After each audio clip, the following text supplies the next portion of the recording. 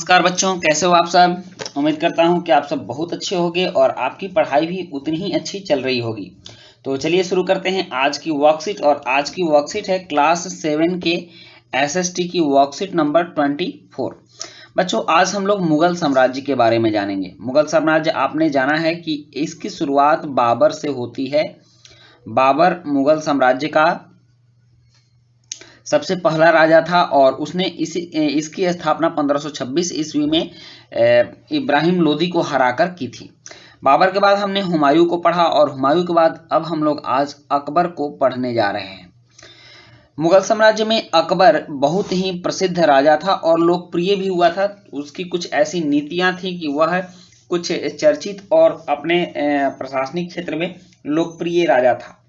और आपको जानकर हैरानी होगी कि आप जिस उम्र में 7वीं की पढ़ाई कर रहे हो उस उम्र में अकबर राजा बन बैठा था। और एक और इसके लिए रोचक तथ्य है कि अकबर पढ़ा लिखा बिल्कुल भी नहीं था, तो बिना पढ़े वो राजा बना और भारतीय साम्राज्य को उसने इतना फैलाया। इस बात के लिए आप अकबर के विषय में कुछ विशेष पढ़ेंगे, आपकी किताब में दिया हुआ भी है। तो चलिए शुरू करते हैं कि आज हमें अकबर के बारे में क्या जानना है। हुमायूं की मृत्यु के उपरांत अकबर उसका उत्तराधिकारी बना। उत्तराधिकारी बना मतलब उस साम्राज्य का राजा बना।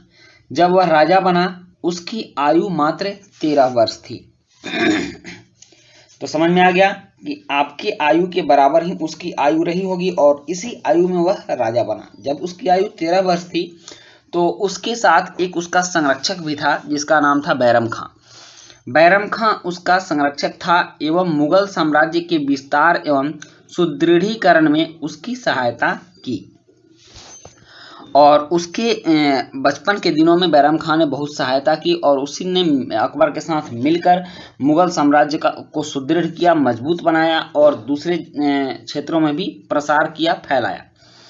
अकबर के कुछ प्रमुख सैन्य अभियान थे, मतलब कि अकबर ने युद्धों के द्वारा, जीत के द्वारा अपने मुगल साम्राज्य का फैलाव किया, उसको बढ़ाया। तो देखते हैं कि अकबर ने कब कब कौन कौन से युद्ध किए। यहाँ है कि 1556 और 1570 के समय अकबर अपने संरक्षक बैरम खान और अपने घरेलू कर्मचारियों से स्वतंत्र हो गए। मतलब कि 1556 से 70 के समय बीच में वह उसके जो संरक्षक थे उनसे स्वतंत्र हो गया और अपना कार्य खुद करने लगा। उसने सूरी, मतलब शेरशाह सूरी का जो शेरशाह सूरी तो मर चुका था, लेकिन उसके बाद जो उसके उत्तराधिकारी थे तो उन सूरी लोगों को उसने सूरी और अन्य अफगानों, निकटवर्ती राज्यों और मालवा और गोंडवाना तथा अपने सौतेले भाई मिर्जा हाकिम और उज़्बेकों के विद्रोह को दबाने के लिए सैन्य अभियान चलाए। 1568 में सिसोदियों की राजधानी चित्तौड़ और 1569 में रणथंभौर पर कब्जा किया और 1570 और 1585 के समय गुजरात के विरुद्ध सैनिक अभियान हुए। उसके बाद 1585 से 1605 के समय अकबर के साम्राज्य का विस्तार हुआ और उत्तर पश्चिम में अभियान चलाया गया। उत्तर पश्चिम का मतलब अभी जो पाकिस्तान का क्षेत्र है, पंजाब का क्षेत्र है, अफगानिस्तान का क्षेत्र है, जम्मू कश्मीर वाला क्षेत्र है, उसको उत्तर पश्चिम बोला गया। तो उस क्षेत्र में अभियान चलाया और सफाविदों को हराकर, अफगानिस्तान में सफाविदों को हराकर कंधार पर कब्जा किया और कश्मीर को भी जोड़ लिया गया। कश्मीर भी अब अकबर के साम्राज्य में आ गया।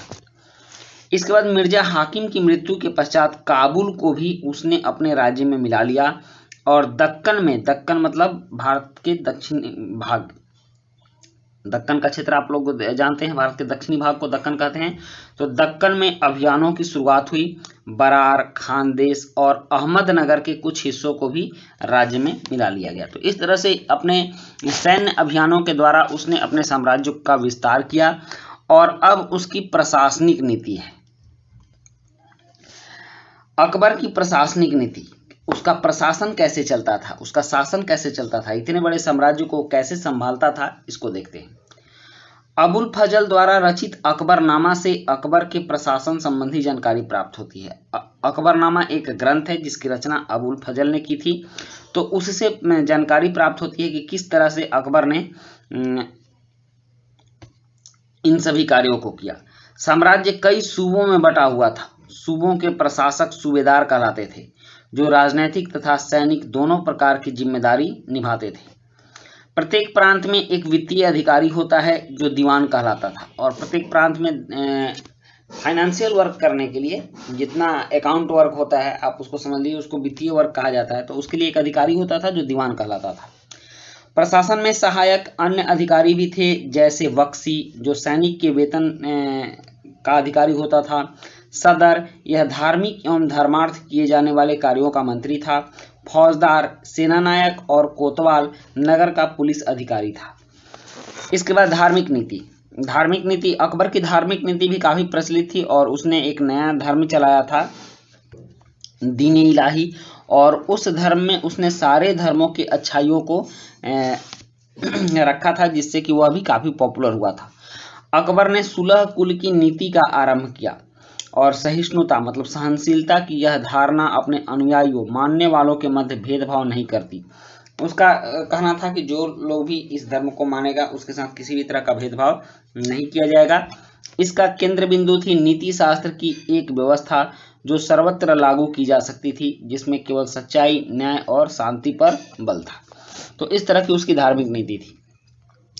अब यहाँ एक क्रियाकलाप दिया हुआ है कि अपने अध्यापक अथवा परिवारजनों की सहायता से अकबरनामा एवं उसके जिल्दों में दिए गए विषयों में जानकारी एकत्र कीजिए। तो आप नेट से भी अकबरनामा की जानकारी प्राप्त कर सकते हैं, आप उसको देख लीजिएगा। अब यहाँ दो प्रश्न हैं। प्रश्न एक है कि अकबर की धार्मिक नीति की विशेषताएं बताइए, और दूसरा प्रश्न है कि अकबर के प्रशासन की विशेषताएं लिखिए। तो चलिए अब इन दोनों प्रश्नों के उत्तर लिखते हैं। प्रश्न एक है, अकबर की धार्मिक नीति की विशेषताएं बताइए।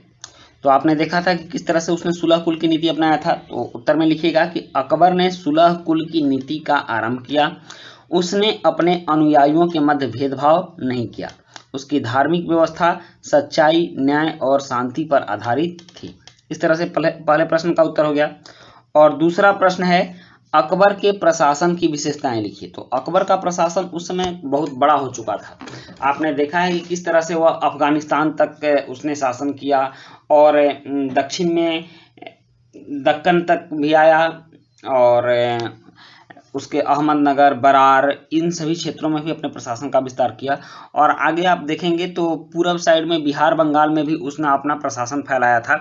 तो इस तरह से उसका प्रशासनिक क्षेत्र बहुत बड़ा हो गया था और उसको उसमें शासन करने के लिए उसको कई सूबों में बांटा था। जिस तरह से आज राज्य होता है, भारत एक राज्यों का संघ है, तो उसी तरह से वह सूबों का संघ था, संघ नहीं था, सूबों में बांटा गया था। तो अकबर का साम्राज्य कई सूबों में बटा हुआ था। सूबे के प्रधान सूबेदार कहलाते थे। प्रत्येक प्रांत में एक वित्तीय अधिकारी होता था, जो दीवान कहलाता था। प्रशासन में अन्य महत्वपूर्ण अधिकारी भी होते थे, जैसे बख्शी, सदर, फौजदार और कोतवाल आदि। तो इन सबको मिलाकर उसकी प्रशासनिक नीति चलती थी, प्रशासनिक विशेषताएं थी। तो बच्चों, ये थी आपकी आज की वर्कशीट, और आज की वर्कशीट कंप्लीट होती है। वीडियो अच्छी लगी हो तो लाइक, सब्सक्राइब, कमेंट जरूर कीजिएगा। मिलते हैं नेक्स्ट वीडियो में। Thank you.